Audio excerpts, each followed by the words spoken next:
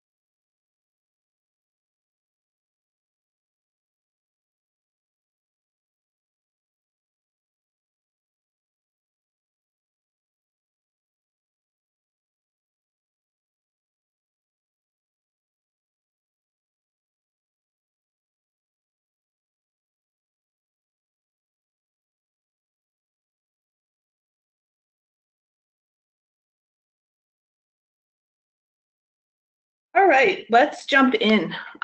Thanks to those of you who responded to the poll. It looks like we have a pretty decent representation across all 5 of the answers, but the 2 biggest answers represented in this group are time management and increasing your score after you've reached a plateau. So luckily we will be touching on all of these during this presentation, but just kind of good to know where the group stands and how everyone's feeling as you go into GMAT prep. So welcome again. My name is Laura. I'm here with my colleague Erika. We work for a company called PrepScholar GMAT, and we're excited to bring you the 5 tips that we have found to help the most students in increasing their score by 60 points. I will say before we dive into the agenda, if you have questions, submit them. Definitely submit them. We'll be taking most of the questions at the end, unless we see a super relevant question for the topic, but most of the questions we'll be saving for the end. So let's move on. Great. So in a moment, we're going to introduce ourselves, tell you a little bit more about who we are personally, but first we wanted to give you a sense for kind of what to expect over the next hour. Before diving into the actual strategies, which is I know what you've all joined for, we'd like to talk briefly about how important your GMAT score is and the role that it plays in your overall admissions picture, and why it's actually so important. Then we're going to tag team through the 5 strategies, what you've all been waiting for. These strategies are proven through our program to increase your score. Now, the good news is you don't have to sign up for our program to take advantage of these strategies. We're going to be going through each of them and talking about how you, on your own, through self-study, can leverage these strategies, and also how PrepScholar GMAT leverages these strategies within our program. We're going to then provide a quick introduction to the course, and then for those of you who stick around till the end, we have a $200 off course code exclusive to Beat the GMAT members. this is actually more than a 50% off discount. So our course right now is priced at $399. So by getting it at a $200 off discount is a pretty significant deal, and we're hoping that many of you take advantage of it. Then at the very end, as promised, we'll go through all of your questions and answer them with the time that we have left.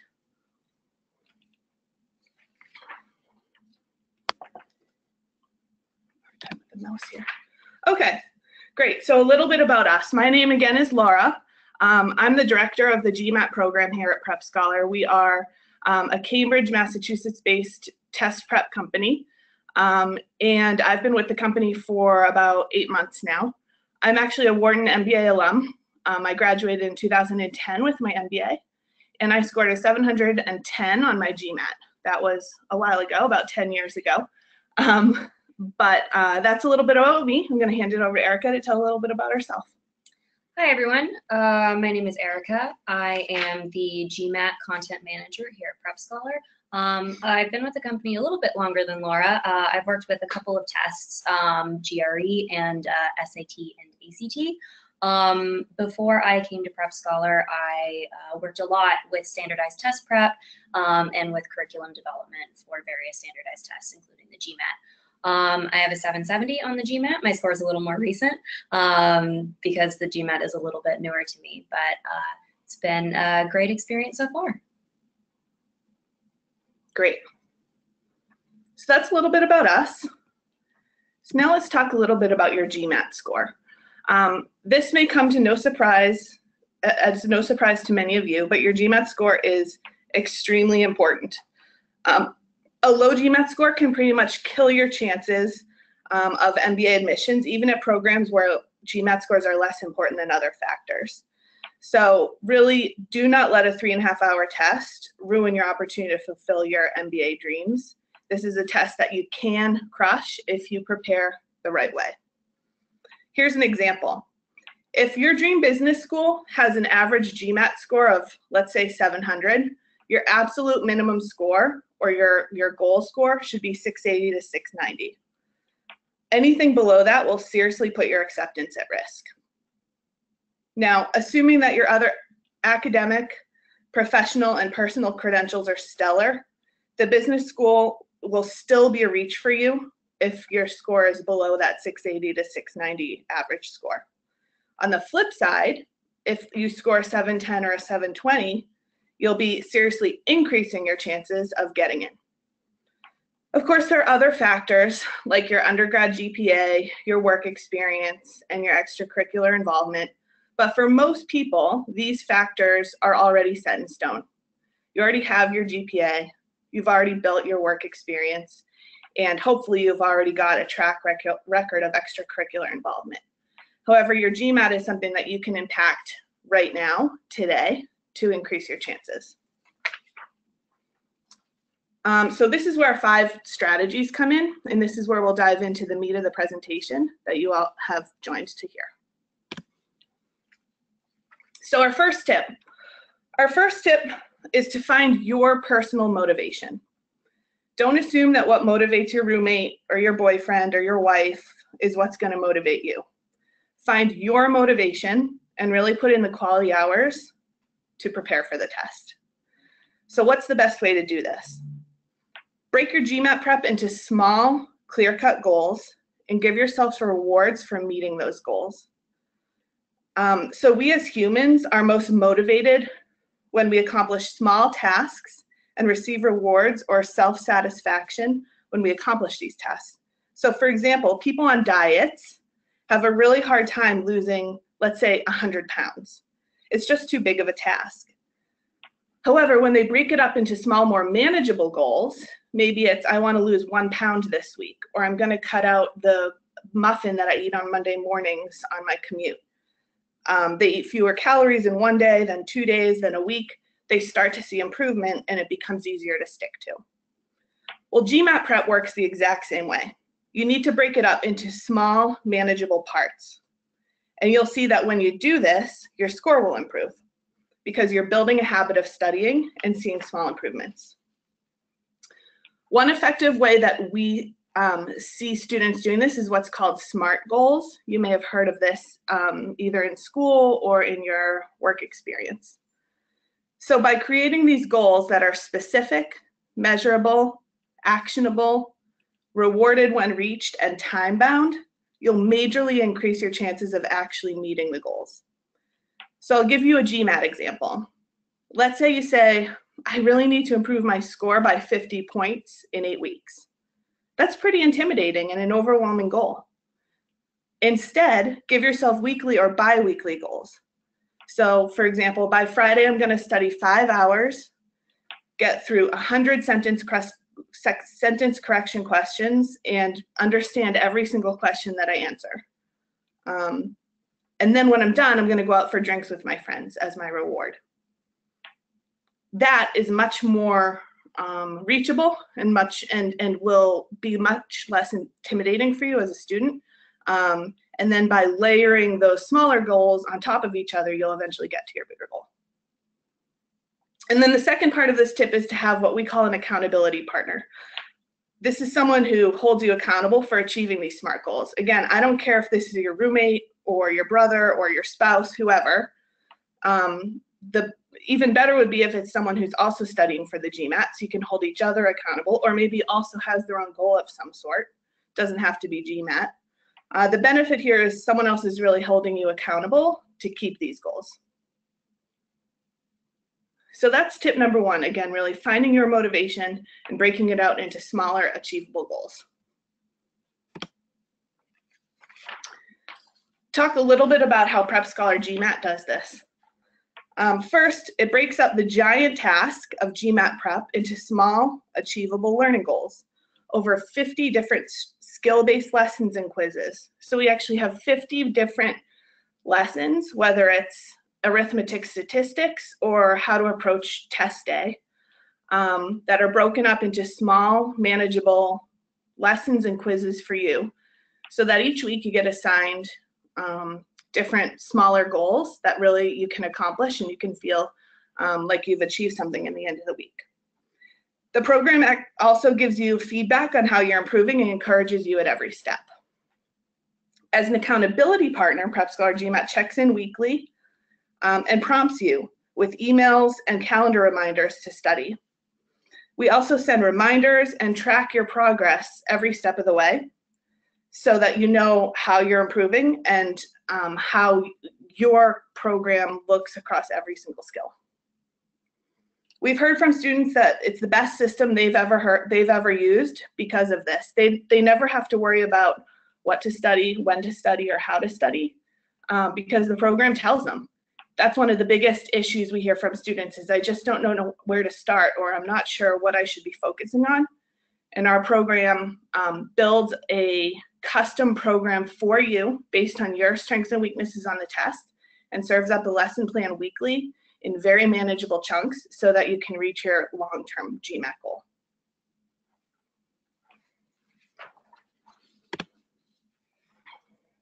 Okay, and following up on the idea of customization, our number 2 tip is to customize your prep for you. No two students have exactly the same skill set. And because of this, every single student needs a different study plan for the GMAT. So for example, if you're stronger in some skills but are nervous about other skills, you need to prep in a way that reflects your unique strengths and weaknesses. So if you are not super skilled in managing your time and you particularly find that that impacts you on data sufficiency questions, and even within that, you find that that's particularly difficult in data sufficiency questions that deal with exponent rules, you want a plan that targets exactly that. A one-size-fits-all plan isn't going to help you because it's not going to focus on the areas that you're struggling in the most. Similarly, if you're aiming for a specific target score, so say you're aiming for something that will get you into one of the top 10 business schools, you need to prep differently than someone who's aiming for a score that's higher or lower. Also, if you have a busy schedule and need to find a way to fit high quality prep into that schedule, you need prep that adapts to your time availability and helps you commit to your study plan. This also varies depending on when your test date is. If you're several months out from your test date, you've got a little bit more wiggle room than if you've got a couple of weeks. So this doesn't mean that you can't or shouldn't study with a friend group. That's actually really helpful because then you can have an accountability partner. But it does mean that you need to find what works for you and not to assume that a strategy that works for your colleague at work will also work for you.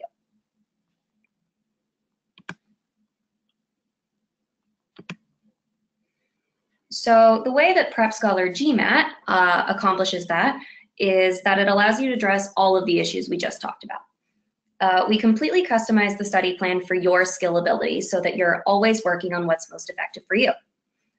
In fact, our study schedule constantly updates based on your progress. So not only do you get a diagnostic at the beginning that sees what do you bring to the table, where are you strongest, where are you weakest, where do you need to spend most time, but it also updates based on how you proceed through the program.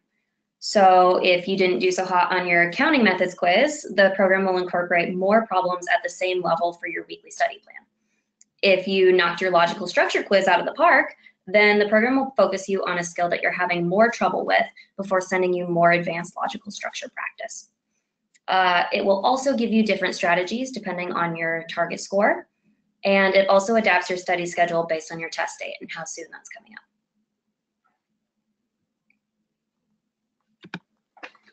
All right, tip number 3 is to practice purposefully. What does this mean? It means that every single practice question and lesson that you do should have a purpose and a role within your larger study plan. So let's talk about what this means. First, to ace the GMAT, here's just a little hint of what you're going to need to know. You're going to need to know 3 main verbal sections covering skills from summarizing a text, to the correct placement of a comma in a sentence. More than 20 quant skills, from number operations to probability to geometry and algebra, and then sub-skills for each of these larger sections, plus the incredibly tricky data sufficiency question type. Finally, you're going to have to know how to think in a new and different way than any other standardized test in the market tests. It's called integrated reasoning. In this section, you're going to combine skills and use logic to answer these unique questions. It's a lot to know, right? So to do this, you're going to need to do, if you haven't already, hundreds, if not thousands, of practice GMAT questions. The problem many students make, though, is they simply hammer through these questions and think that that's good enough. But it's not. You need the right organization. You have to study the right questions at the right time, in the right order, to get the most improvement possible. So I'll give you an example. To get better at probability questions, you need to work on a lot of questions that obviously focus on probability. First at your current skill level, then at higher levels as you improve. Then you need to practice questions that put probability skills, that combine probability skills with other skills, because the GMAT quant section loves to test multiple skills in one question. You can definitely do this on your own, but it's going to take a lot of work to organize and coordinate and plan to make sure that you do it right. Lucky for you, this is exactly what PrepScholar GMAT does. When you start with PrepScholar, you'll take a diagnostic test that will determine through our proprietary algorithm your weaknesses and strengths across the spectrum of GMAT skills. So what you see here is one student's dashboard. This particular student is core in most of the subjects, which means they're starting at the most basic level based on their diagnostic test. We then create a study program specifically customized to you, not your roommate, not your neighbor, not your friend. It's based on you and your strengths and weaknesses on the test. To improve each skill, you'll have focused lessons dedicated on each, with practice questions, drills, and quizzes that help to apply what you've learned through the lessons. This is going to train you for all the questions that you'll ever see on the GMAT itself. Very customized, very personalized, just for you. That leads us to tip 4, which is to master your mistakes. If you don't remember anything else about tip 4, the most important thing to remember is that quality is more important than quantity. This is a thing that we see a lot in standardized test prep, and specifically with the GMAT. Many students focus way too much on quantity and not enough on quality. They blaze through hundreds and hundreds of practice questions, and then they get a false sense of confidence. After all, they've seen hundreds of questions. How can they not have mastered the GMAT? But they're ignoring a very critical rule, which is that for every single question you get wrong, you need to understand why you got it wrong, and you need to know how to avoid this mistake in the future. Doing a lot of questions isn't enough. When you miss a question, you miss it for a reason. You either didn't know the material, you didn't understand what the question was asking, or you made an error in your work. If you don't figure out where you went wrong and then fix it, you're going to make the same mistakes again and again. Actually, making the same mistake repeatedly reinforces it. Your bad habits become muscle memory. Focusing on quantity over learning from your mistakes can often amount to just training yourself to answer questions incorrectly. And this is a really easy trap to fall into when there's so much practice material available. With the GMAT, you have a choice. You can blaze through 100 practice questions and feel really smug without actually improving, or you can focus on why you're missing each specific question. And after just 20 questions, you'll have already mastered your mistakes.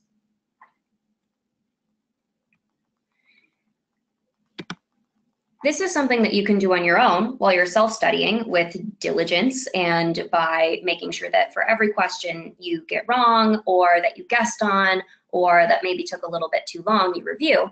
But you can also do it with our PrepScholar GMAT program, which makes it really easy. You not only complete high-quality questions that are focused on specific skills, but you'll also review every single question that you missed and learn what kind of mistakes you made and how to avoid them in the future with explanations that are written by our GMAT experts.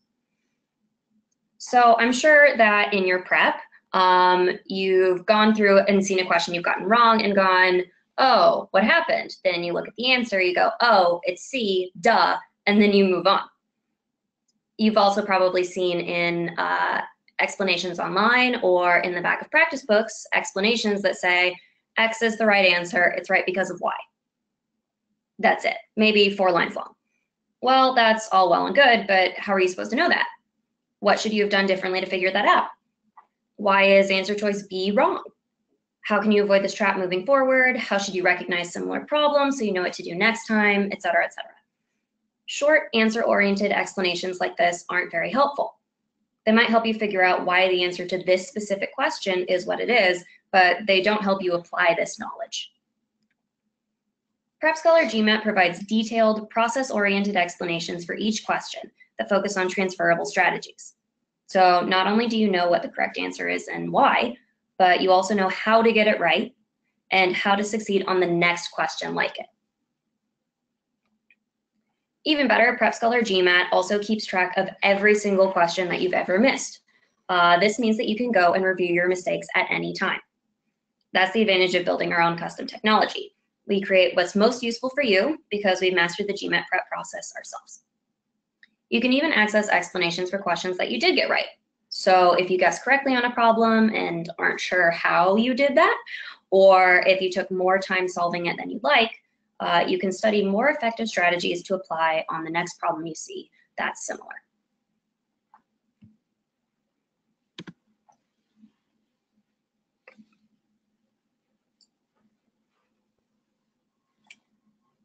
And that leads us to tip 5. Tip 5 is to know that quality matters.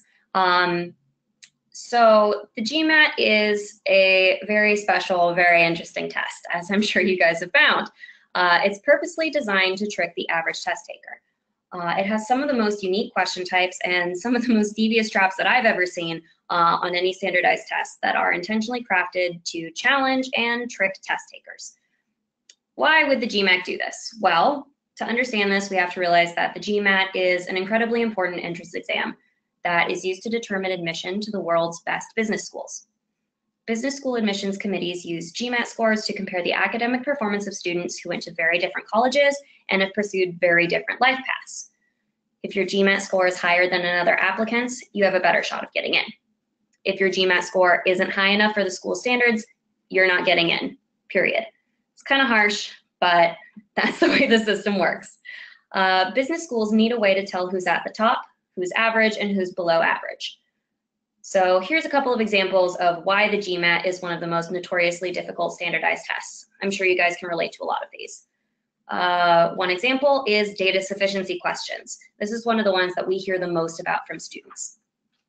Most students have never seen a test where fully solving the question and being totally sure of your answer is actually a trap. Most test takers' instinct is to solve a math problem until they get to one numerical final answer and then go back in and check their work using another method. This is what they've been taught to do for maybe the SAT or the ACT. But actually, that's not what data sufficiency questions are asking for. They're actually testing your logical reasoning skills more than your computational skills. How can you get exactly as much information as you need without wasting any extra time? This is the opposite of what most standardized tests ask for, so it requires a totally different approach. Another example is critical reasoning questions. Most tests have some form of reading comprehension. Do you understand what a passage is about, why the author does certain things, what the author meant when they said X? GMAT critical reasoning questions take this a step further, focusing exclusively on arguments, their structure, how to evaluate them, and how to apply them. They require you to reach far beyond the text to analyze what kinds of assumptions an argument rests on, how it can be strengthened or weakened, and more. Very few tests ask specifically about arguments or ask you to go quite this in depth to reach quite this far beyond the text. So unfortunately, most GMAT practice questions and materials out there are really bad for learning how to do the GMAT. A bunch of GMAT prep books are written by people who have mediocre GMAT scores and outdated knowledge of the test. This means that the questions they write don't actually reflect what's on the real GMAT. Some prep books are even missing whole content areas or question types. This is something you guys might have seen if you've looked across various larger test books. That turns out they're actually pretty different from each other. And when you compare them to the materials that are actually released by GMAC, they're pretty inaccurate. Because textbook publishers want to cut costs and therefore end up cutting quality, they rely on their brand name to sell copies without actually caring about the outcomes of their students. So why does this matter? It's still practice, right? You're still practicing your counting methods skill, even if the questions are a little bit off. Well, imagine you wanted to join a baseball team. Instead of practicing hitting baseballs, you decide to train using wiffle balls. Almost the same, pretty close. You get really, really good at hitting wiffle balls. You understand how they move and how to hit them just the right way. Then, come tryout day, the pitcher throws a baseball at you and it's a total surprise. Swing and a miss, over and over again. GMAT prep works the exact same way. Practicing on questions that are written at the wrong difficulty level, that include inaccurate traps, wrong answer choices you would never actually see on the GMAT, presentations that GMAT writers would never use, and skills that maybe only show up in 1 in every 10,000 GMAT questions, will train you for totally the wrong thing. I've seen this countless times from students who used bad practice material, were shocked on test day, and needed to relearn everything before retaking the test.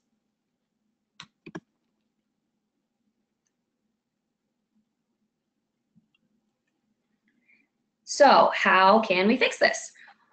The best way to fix this is to make sure that the questions you are using are accurate to the test. Probably the best thing that you can do is to use actual GMAT questions. There are a bunch released by GMAT that you can get, some for free, some not for free, but there are also other resources out there. Our PrepScholar GMAT course is one that we think is the most accurate on the market. All of our GMAT practice questions are adapted from real GMAT questions. So they're extremely close to the content and format that you'll see on the real GMAT. Our complete GMAT prep teaches you every single GMAT question type that will appear on the real GMAT. We have hundreds of realistic GMAT questions that mirror the real official GMAT. How do we know this? How do we know that our questions are actually accurate to the test? Well, our writers take the GMAT multiple times a year to stay fresh on the GMAT's content. We also do data-driven analysis of all the materials released by GMAC and no one else to determine what is and what isn't on the test, how often it appears, how it's presented, and more. We're constantly reevaluating and improving our material based on new releases from the GMAC. What else does PrepScholar GMAT offer? We incorporate real practice tests published by the GMAC. Our questions are good, but we can also use questions that are released by the people who write the test itself. It would be a real shame not to take advantage of that. PrepScholar integrates these tests into your study schedule and tells you exactly the right time to take these tests to maximize your score improvement. We've also hired the best GMAT experts in the country to craft hundreds of the most realistic GMAT questions across every GMAT question type. We also update our question bank on a weekly basis, so you constantly have new questions to practice. And if anything slipped through that maybe wasn't the most accurate or wasn't perfect, we're constantly updating based on student feedback and based on how students are doing on those quizzes. So if anything isn't accurate, we can fix it right away. Our GMAT instructors know the GMAT inside and out. They graduated from top business schools, taught for several years as tutors and classroom teachers. They scored in the top 1% of all students on the GMAT, and they also work on GMAT material full-time, so you know that they're in practice and up to speed on the newest developments. The questions they write are better than anything else out there aside from official GMAT practice questions. So here's a summary of what we just talked about, all on one slide. You can take a screenshot if you'd like. So quick recap, our big 5 tips are to find your motivation to study, to customize your prep to your specific needs, to practice purposefully, to master your mistakes, and to know that quality matters when choosing test prep material. We really believe that these are the biggest tools to success on the GMAT, and we've crafted our own program around them because we believe in them so much. So we're coming up on the end of our presentation. Thank you so much for sticking with us. We have a special offer for those of you who are still here. We're offering our completely customized course, which is normally $399 for $199, which is $200 off. So that's over 50% off. The promo code is BTG200 off. You'll see that on your own screen. You can enter this code when you sign up for the product to take advantage of the deal.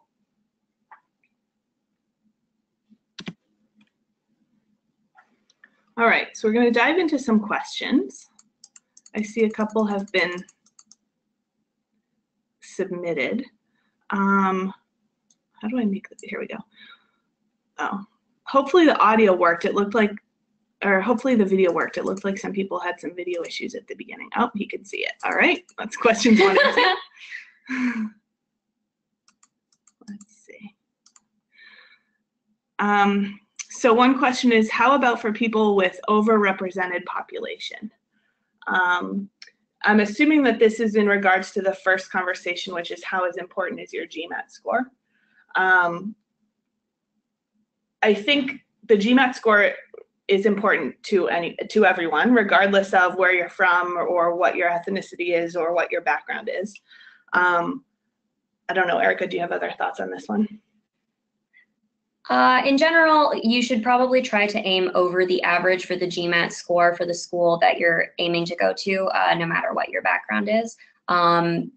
Obviously, things like this do play into admissions. People are looking to create a very specific profile for their school. Again, sometimes can be kind of harsh, can be kind of an interesting system. But the best thing that you can do is to make your application as good as possible. So looking at the average score for the school and then aiming above that is always your best bet. Cool. Another question was if PrepScholar GMAT has an app with GMAT questions. We don't currently have an app. We have the program itself, which is online, so you can access it on your phone if that's what you're looking for. It's mobile enabled, but an app is definitely in our plans for the future. It's just not something that we have available today. One other thing that we do offer is we do have a blog that has free materials. You can visit us at, what's our URL for the blog? It's prepscholar.com/GMAT/blog. Perfect. And that has a lot of resources, not a ton of actual GMAT questions. You have to use the product to get those, but a lot of students have found those very, very helpful. Great.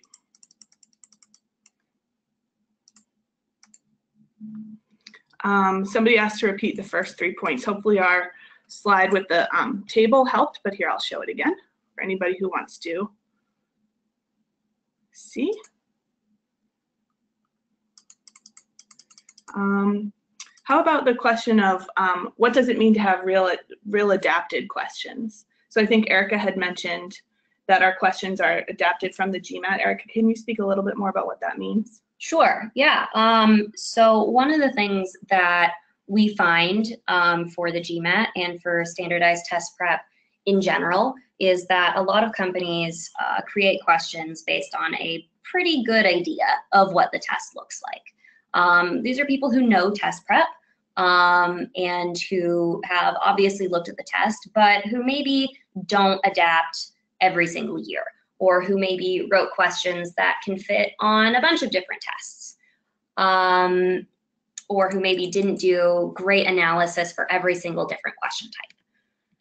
At PrepScholar GMAT, we try to make our process as absolutely scientific as possible. So as I mentioned earlier, we do data-driven analysis of real practice materials that the GMAT has put out. So this analysis can be really, really broad. So things like what skills show up, how often do they show up, how are they most often tested? But they can also be very, very narrow. So things like what kind of phrasings are used on different question types, what kinds of wrong answer traps show up, which types of questions do these traps appear on, how frequently do these traps appear, which types of subskills show up with other subskills. So how often does subskill X appear with skill Y? How do various question elements impact question difficulty? So where they'll show up within the algorithm.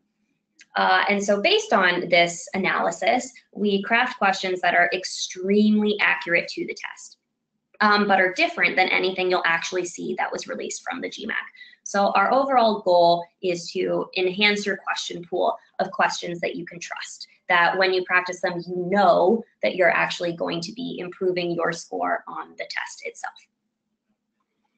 Here's another one, Erika, that's a good one for you. How long does it take the average student to increase their score by 60 points?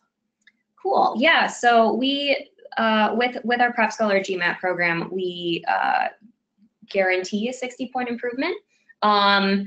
So oftentimes, you know, we do get that question, how long does it take? Now, we recommend spending about 100 hours on our course. But to be completely honest, this actually varies a lot from student to student. There's a lot of factors that play into this. So one factor is your starting point. What score are you starting with? If you're starting with a 720, it's going to be pretty hard to increase your score by 60 points. You're working with the absolute hardest questions that are on the GMAT and trying to get those right. If you're starting with a somewhat lower score, that kind of improvement isn't going to be as difficult.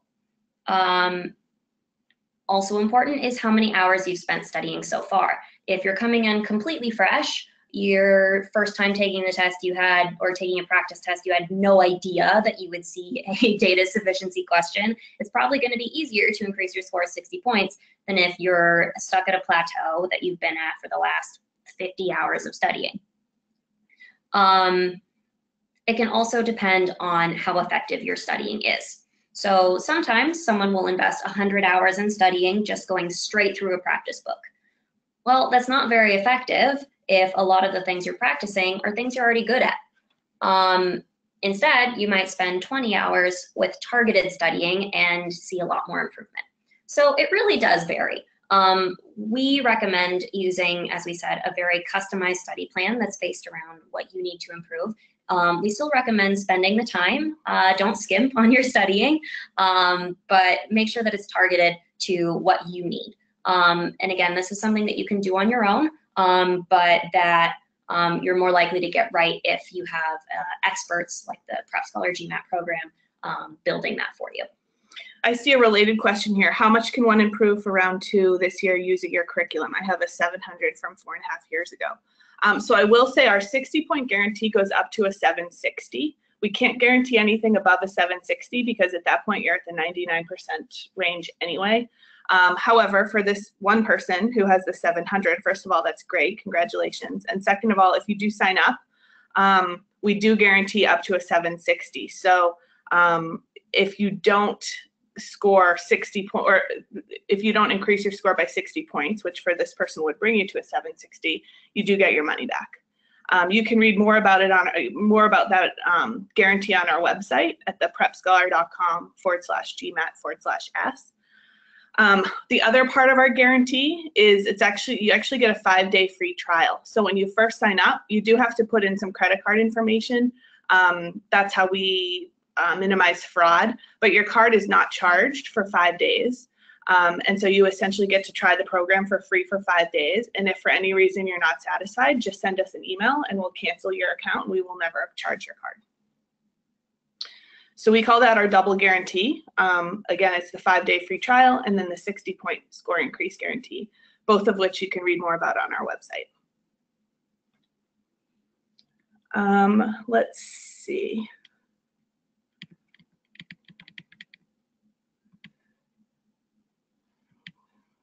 Let's see, would you recommend this course for someone who has taken the test before? Absolutely. Most of our students at this point have taken the test before and have found it to be an incredibly helpful course, especially because you do have kind of a foundational baseline understanding of the test. I think a lot of students have assumptions about what they're good at and what they're not good at, and what they find particularly enlightening with the diagnostic is we uncover weaknesses that you didn't even know that you had, and even strengths that you didn't even know that you had. And so students who have taken the GMAT or consider themselves familiar with the GMAT still find it very helpful.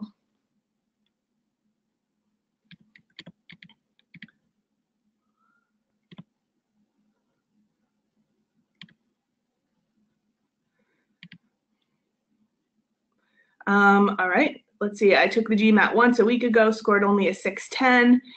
Even though my practice tests were 640, I need to retake it again. I want a 720 plus. How unrealistic is that goal?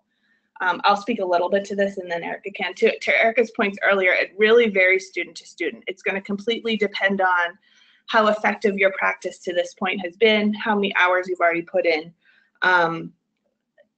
My guess is that the practice you've put in to date maybe is not as efficient or as effective as it could be. And having a guide or a coach like PrepScholar GMAT will really help you make the most of the hours you put into study to maximize that score. Again, we can't guarantee a certain score. We can only guarantee an increase from where you're starting. So if you have a 610, we can guarantee that you'll get up to a 670. Doesn't mean you won't get more than that. You very well might, but it's just really very student to student. Totally agreed with the points that Laura was making. If you've taken several practice tests so far and aren't actually seeing the same score on the test, it might also be an indication that maybe the practice tests that you're taking aren't super accurate, or maybe that the situation that that you're maybe facing some test day anxiety, maybe taking the test at home or with a little bit more flexibility on time is actually affecting that score. I did notice that you're taking the test within the next month. That's a pretty close time frame. So I would again recommend a very rigorous study plan that's based around when you're planning on taking that test. The PrepScholar GMAT can provide that. You can also do that yourself, but it would probably require a lot of diligence, making sure that you're, one, spending the time, and two, spending that time on the things that will help you the most. Another question is, how do I assess my starting score? So I have two answers to this. I'd say for your own personal assessment, the best way to assess your starting score would be to take a practice test through the, what's it called? GMAT Prep? GMAT Prep. It's the software that MBA that you can get through MBA.com for free. That's as close to the actual test as you're going to get. And it will give you a score. It will give you an estimated score. For our guarantee, for our 60-point guarantee, we do require an actual GMAT score, so an official GMAT score as your starting point. And so the prep program score does not count for the 60-point guarantee. However, it is very accurate to the test, and if you're just looking to know kind of what your starting point is, that's the best place to start. Yeah, and one of the other benefits of the GMAT prep program is that it does allow you to see which questions you got wrong. This can allow you to do some of your own analysis on it, maybe look through and go, okay, which sections am I struggling with? Which question types am I struggling with? Is there anything that these have in common? This might be something that a tutor could help you with, doing closer sort of analysis. If you do the PrepScholar GMAT program, that analysis is all done for you and is done by experts. So you know for a fact that you're doing correct analysis on the scores that you've gotten so far. I love this next question. How do you customize your program to meet my requirements? Is it through a diagnostic test? So yes and yes. A couple of points. There's a diagnostic test up front. It's a 60-question diagnostic assessment where you're actually answering our adapted GMAT questions. So they're as close to real GMAT questions as possible. We also take, in addition to that, we take other inputs like if you've taken the test before, what your scores are, how long you have until you're taking the test, how many hours you've studied, what you think your weaknesses are.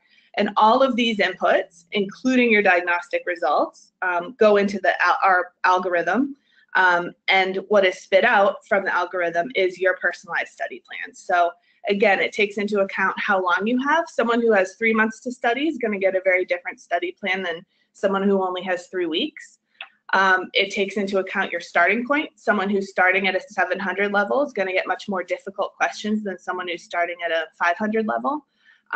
And the types of questions and the skill sets are going to be customized. So maybe in the diagnostic, we learned that you are really struggling with geometry circles, but you're really strong at algebra functions. Well, you're going to get more basic geometry circles lessons and questions until you get more comfortable with the material. And you'll get more advanced algebra functions lessons and questions to continue pushing you. So it's a combination of improving on your weaknesses and continuing to drive your strengths. To kind of tag on to that, one other thing that the program does as well is to constantly update to make sure that it continues to be targeted to you. So for instance, if maybe you had a breakthrough in one of the lessons, you really struggled on your diagnostic with a specific skill, but by the time you get to the quiz, you're nailing it. Then the program will update. Maybe it was originally planned that you would spend some more time there. It'll update to advance you past it. Or for instance, if no, it really didn't hit home, you need some more practice with additional questions at that skill, at that level, it'll keep you there for a little bit longer and provide you new questions at that same level to practice on. So not only does it take your input going in, but it makes sure that at every step along the way, the material you're receiving is adapted to how well you're progressing. Will you provide the necessary study materials? So the great thing about our program is it is all-inclusive. That one price that you pay, that $3.99, or for those of you on the line, the $1.99 after you get the discount, includes everything that you need. So you don't need any external books or videos or anything. It's all included. If you are looking for an additional book to just drill more questions with, we would recommend the official GMAT guide.